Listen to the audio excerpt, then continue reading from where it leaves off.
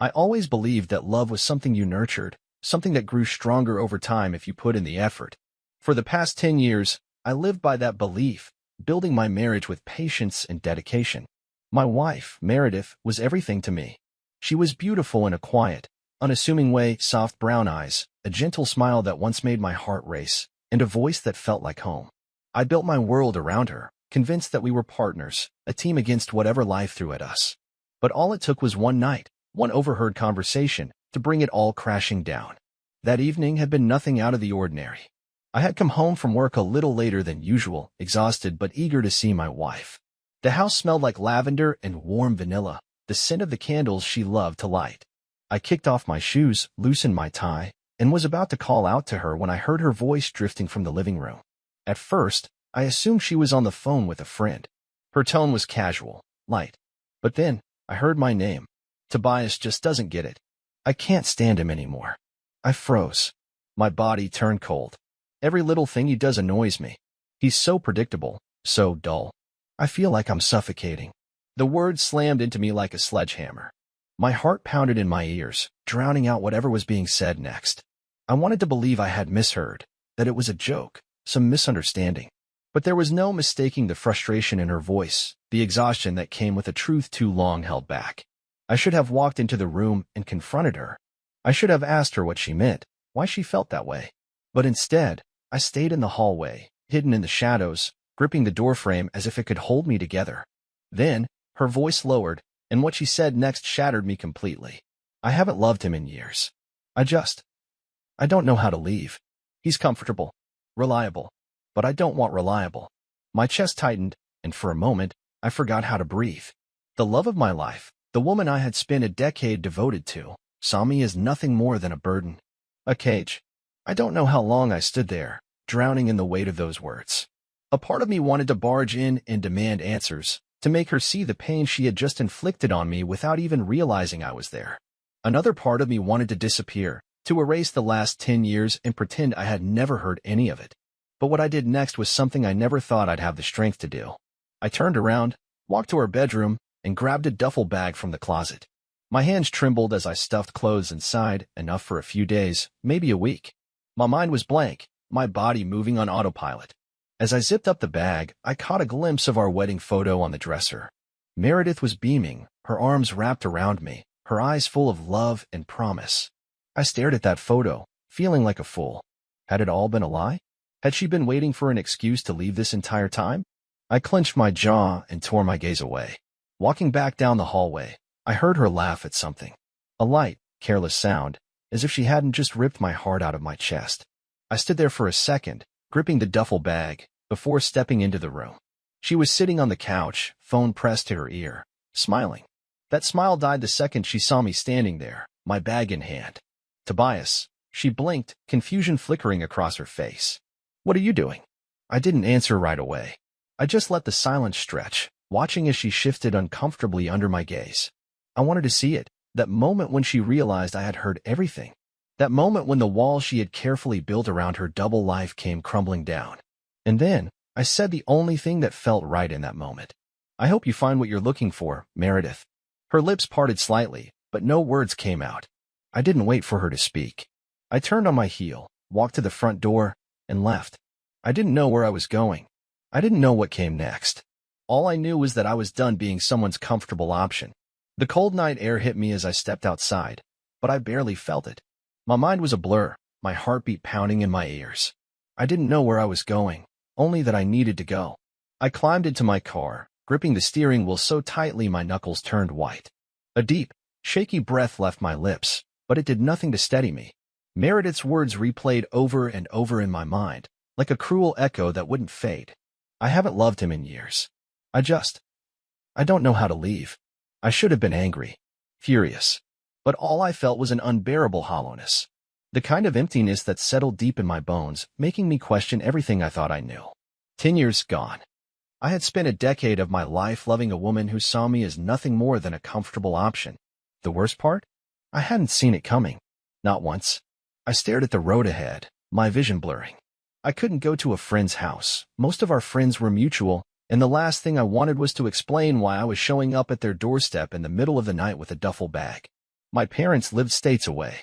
And a hotel? That would only make this more real. I wasn't ready for that. So, without thinking, I started driving. The roads were empty, streetlights casting long, ghostly shadows over the pavement. My hands tightened around the wheel as I replayed every moment in my marriage, looking for the cracks I had been too blind to see. The way Meredith had slowly stopped reaching for my hand.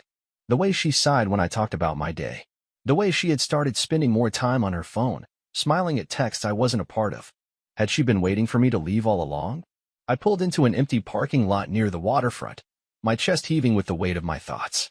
The waves crashed against the shore in the distance, steady and rhythmic, an unsettling contrast to the chaos inside me. I turned off the engine, resting my forehead against the steering wheel. For the first time since hearing those words, I let myself feel it. The betrayal, the heartbreak, the humiliation of knowing my wife had been pretending for years. I clenched my jaw, swallowing the lump in my throat. I wanted to believe that this was salvageable, that maybe this was just some fleeting frustration on her part. But those words weren't spoken in anger. They were spoken in truth. I had already lost her. I just hadn't realized it until now. A sudden vibration jolted me out of my thoughts. My phone, lighting up in the darkness. Meredith. For a long moment, I just stared at the screen. Then, against my better judgment, I answered. Tobias. Her voice was hesitant, unsure. Where are you? I didn't respond. The silence stretched between us, heavy and suffocating. She exhaled. Look, I don't know what's going on, but I heard you, I said quietly. A pause. Then, softer. What? I heard you, Meredith. My voice was steady, despite the storm raging inside me. I heard everything. The silence on the other end was deafening. She hesitated. Tobias, I didn't mean. Don't lie to me. Her breath hitched. Another silence. Then, finally, she said, Where are you? I could have told her. I could have given her the chance to fix this, to spin some excuse or beg for forgiveness. But I didn't want to hear it. So I hung up. And for the first time in years, I let myself accept the truth. I had spent a decade loving a woman who didn't love me back. And I wasn't going to waste another second. I didn't sleep that night. After hanging up on Meredith, I just sat in my car, staring out at the dark ocean stretching endlessly in front of me. The waves crashed against the shore, steady and relentless, oblivious to the storm inside me. My hands were still gripping the steering wheel, my knuckles white, my body rigid like I was bracing for impact, even though the wreckage had already happened. At some point, I checked my phone again. 8 missed calls. 3 texts. The first was short. Meredith, where are you? The second was a little more desperate. Meredith, Tobias, come home. We need to talk. The third one was what made my stomach turn. Meredith, you're being dramatic. Let's be adults about this.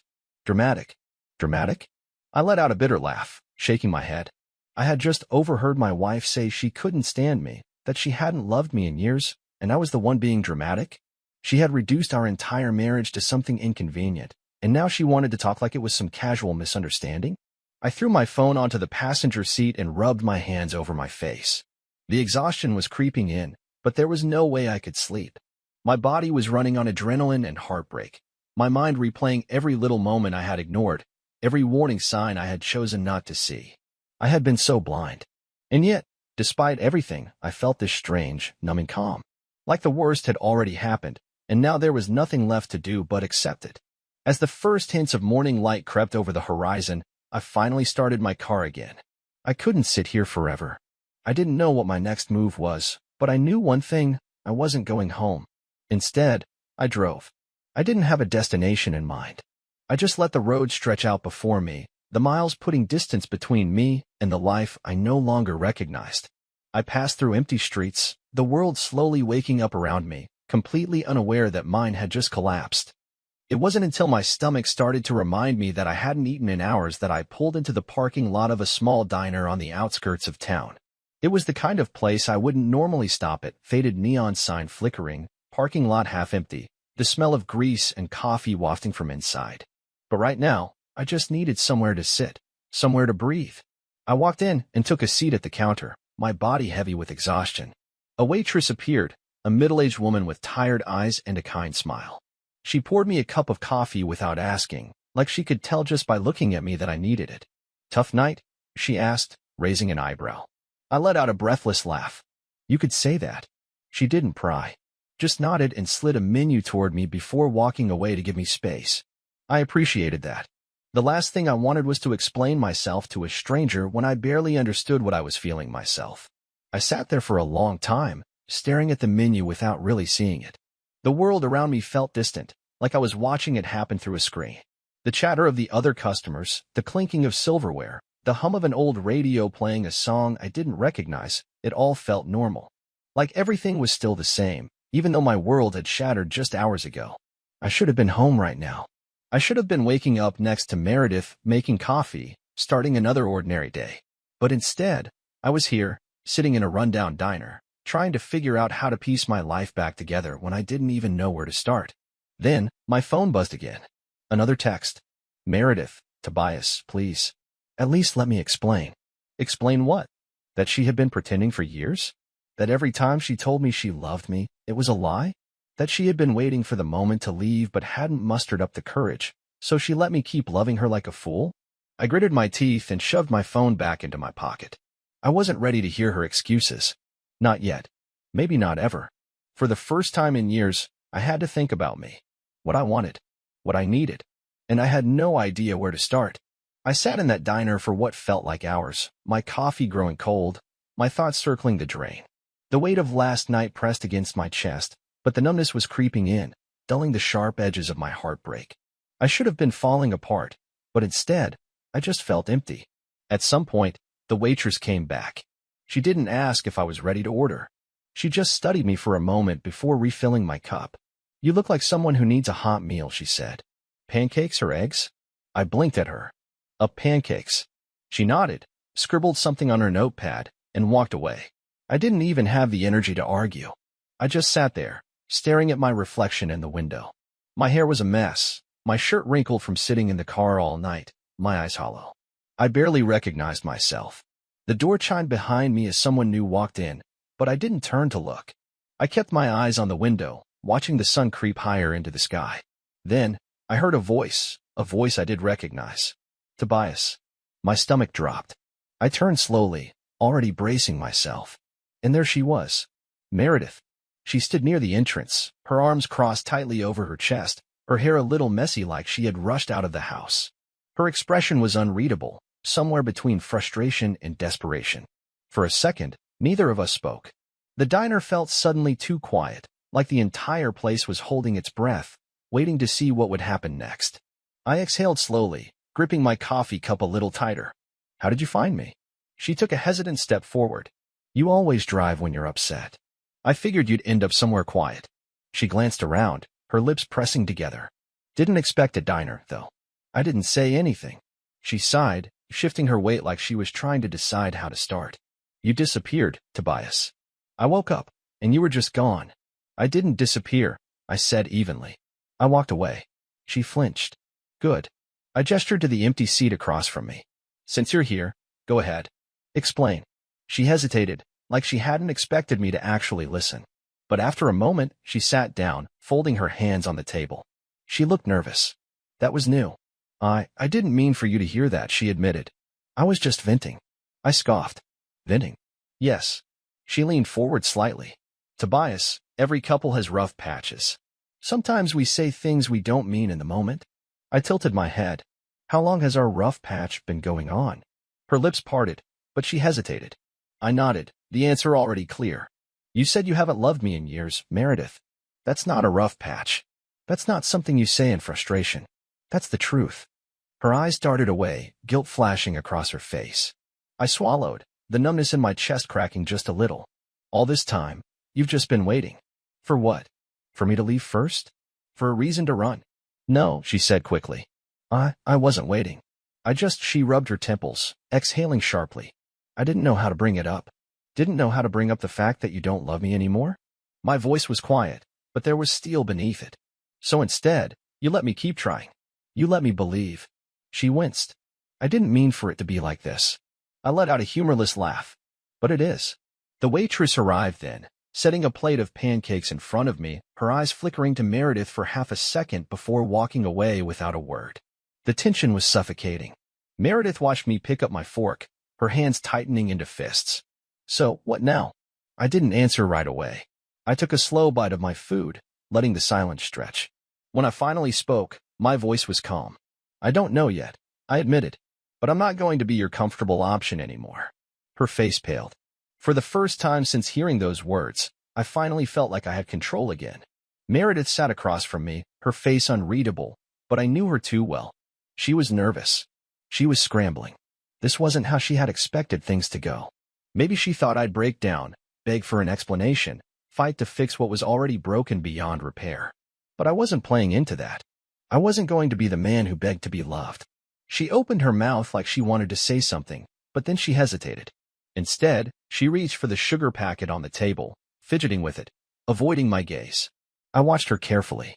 After 10 years of marriage, I had learned to read the small things, the way she bit her lip when she was lying, the way her fingers tapped when she was holding back. I used to love those little things. Now, I hated how well I still knew her. She finally sighed, her shoulders slumping. I'm not proud of what I said, she admitted. But you have to understand. I wasn't trying to hurt you. I took another slow bite of my food, barely tasting it. So, what were you trying to do? She frowned, shifting in her seat. I don't know. I guess. I felt stuck for a long time. Like I woke up one day and realized I wasn't the same person I was when we got married. She exhaled sharply. And I know that's not fair to you. I know I should have talked to you about it. But, Tobias, you've never been good at seeing the signs. You always assume everything's fine. I stared at her. Because you let me think it was. She flinched, but didn't argue. I set my fork down, leaning forward slightly. Let me ask you something, Meredith. If I hadn't overheard you, would you have ever told me? She looked away. That was all the answer I needed. I clenched my jaw, feeling my stomach twist. I had been married to a woman who was perfectly fine living a lie. A woman who had chosen to stay, not out of love, but because it was easier than leaving.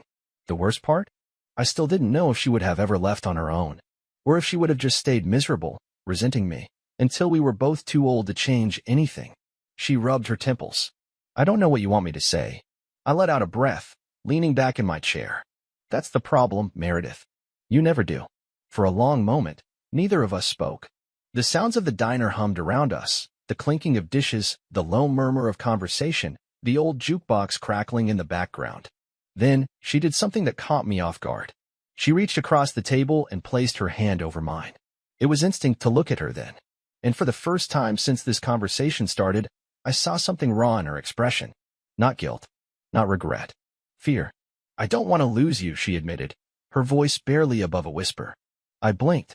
Of all the things I had expected her to say, that wasn't one of them. I pulled my hand back, studying her. You don't want to lose me, but you don't love me? She swallowed hard. I don't know. I don't know if what we have is love anymore, Tobias, but I don't want it to end like this. I let out a humorless laugh. You don't want it to end because it's messy, because it's uncomfortable, not because you actually want me. She didn't deny it. That was it. That was the final nail in the coffin. I exhaled slowly, pushing my plate away.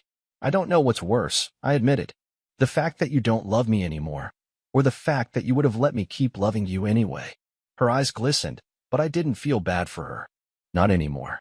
I reached into my pocket, pulled out a few bills, and tossed them onto the table before standing up. Meredith followed suit, looking up at me like she was trying to figure out how to stop what was happening. Tobias, she started, her voice cracking. Can we at least? No, I cut her off. We can't. She inhaled sharply, but I didn't stay to see her reaction. I turned, walked past the counter, and stepped out into the morning light.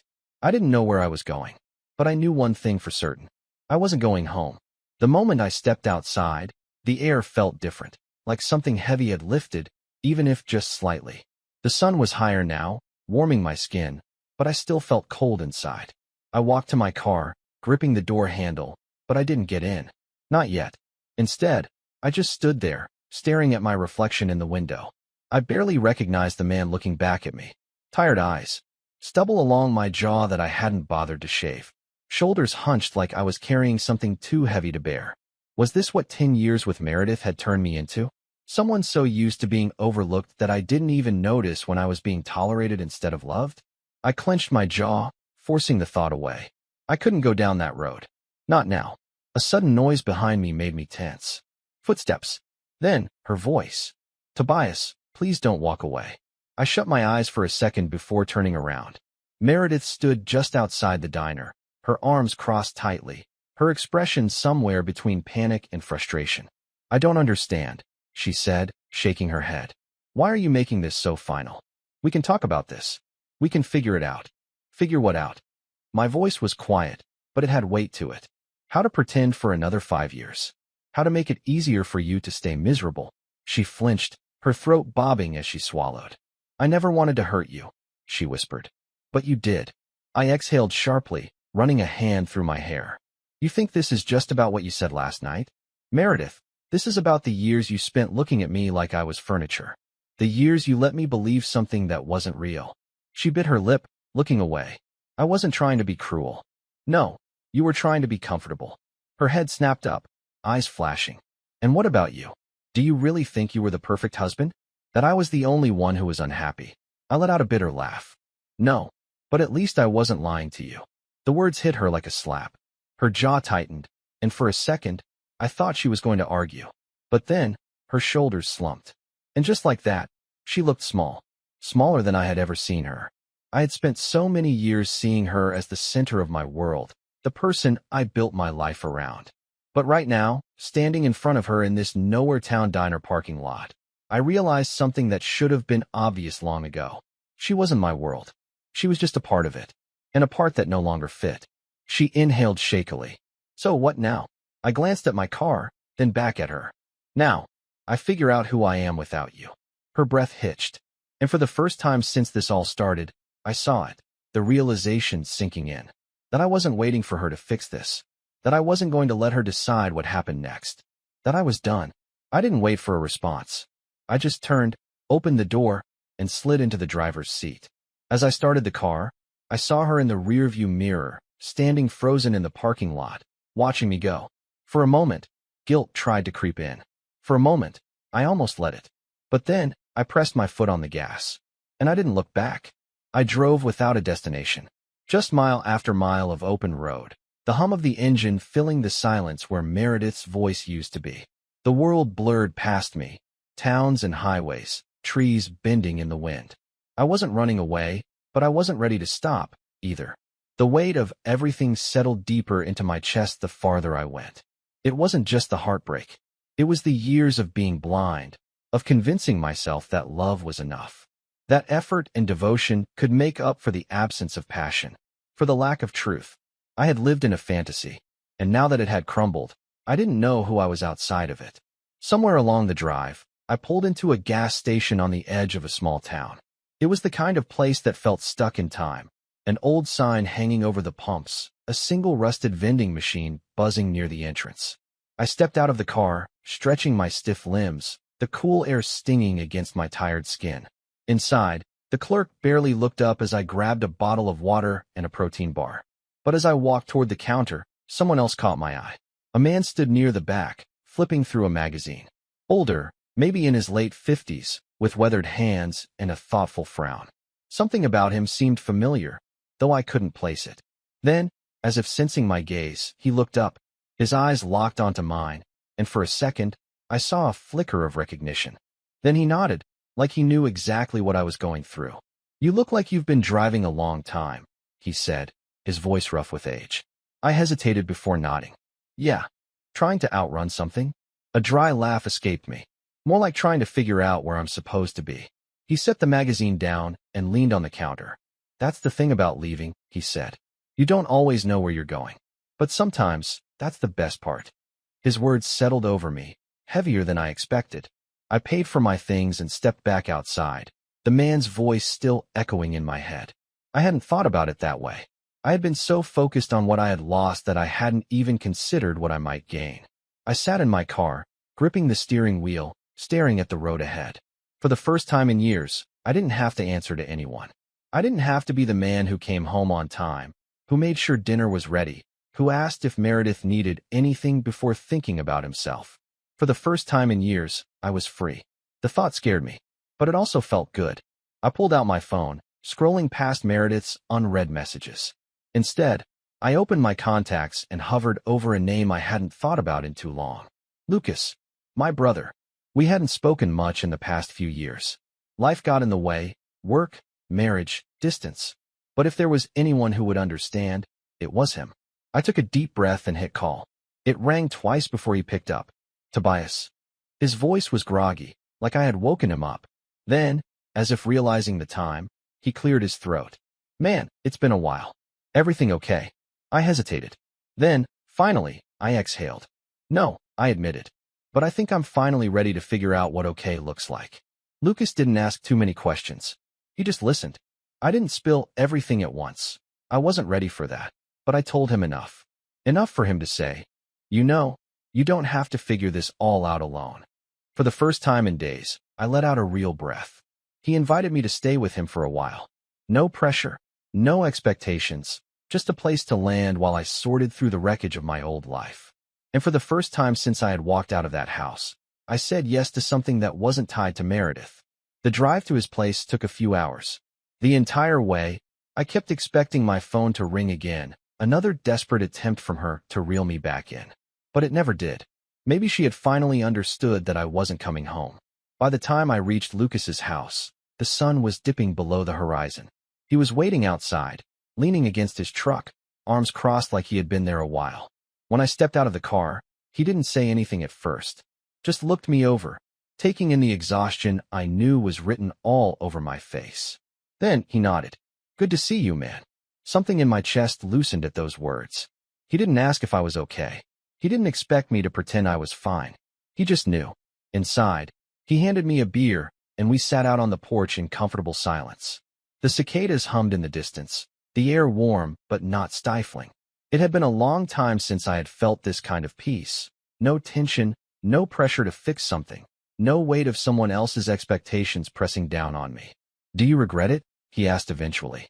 I took a slow sip of my drink, thinking, did I? Did I regret walking away from the life I had built? From the woman I had loved? No, I said finally. I regret not seeing it sooner. But leaving? No. I think it was the first thing I've done for myself in a long time.